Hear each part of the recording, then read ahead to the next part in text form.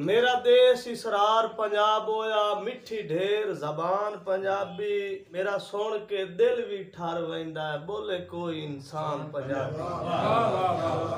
बुल्ले शाह ते पीर फरीद शकार सखी बाओ सुल्तान पंजाबी, आ सारे जागे खिड़ियां बोलियां चू मेरी जिन ते जान।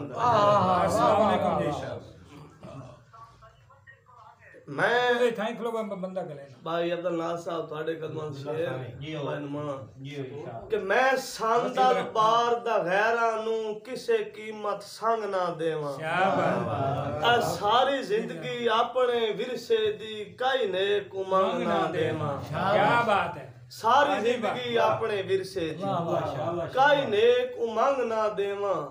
जै रंगया बाउदी नगरी नू ओ अदब दा रंग ना देवा, कोई दिल्ली दा तख्त भी दे छोड़े इसरार में झंग ना देवा। कोई दिल्ली दा तख्त भी दे छोड़े इसरार में झंग ना देवा। ते नेत कोई नहीं राणे डांगनी में, अल्लाह कदी ता दे परतेसी। भाई साहब नेत कोई नहीं राणे डांगनी में, अल्लाह कदी ता दे परतेसी।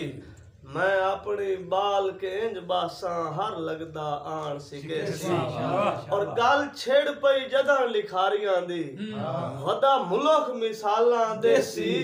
कोई शहर इसरार बलोच विहा जाग टुर गया याद चाजबी परिवार चो बहुत कोई सीखा यकीनन। बहुत अच्छे शेर लिखे तो सीख के लिखे ने, और हमें कोशिश करते पे नवे शेर सुनाइए इस महफल कि कदी नस्ली बशर हयाती विच नहीं कतन वटाइंदे जाते। कदी नस्ली बशर हयाती विच नहीं कतन वटाइंदे जाते, कई झप असलियत बोल वेंदन कई रखदन याद औकात। और बंदे राठ मुकाबला कर वेंदन जेडे होवेन सख्त हालात। इसरारो बाहर नहीं आ सकदी जेडी कबारे चावनी याद।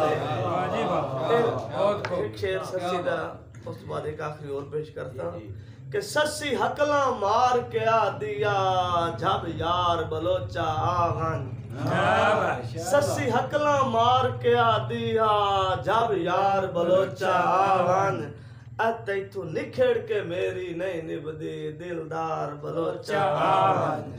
पिया हिजर मरेंदा था मैनू एक वार बलोचा आगन, रोल वैसा थाल दिया टिबिया विच इसरार बलोचा आगन। रोल वैसा थाल दिया टिबिया विच इसरार बलोचा आगन। कोई मुंह ते सांगियों मल वैंदा है, कोई रखदा है याद खंडीता।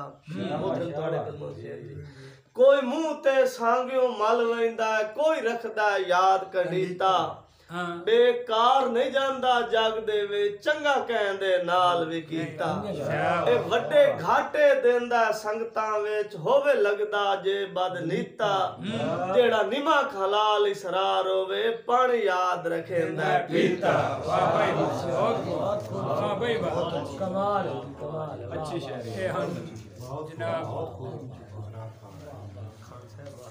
इसरार खान बलोच साहब क्या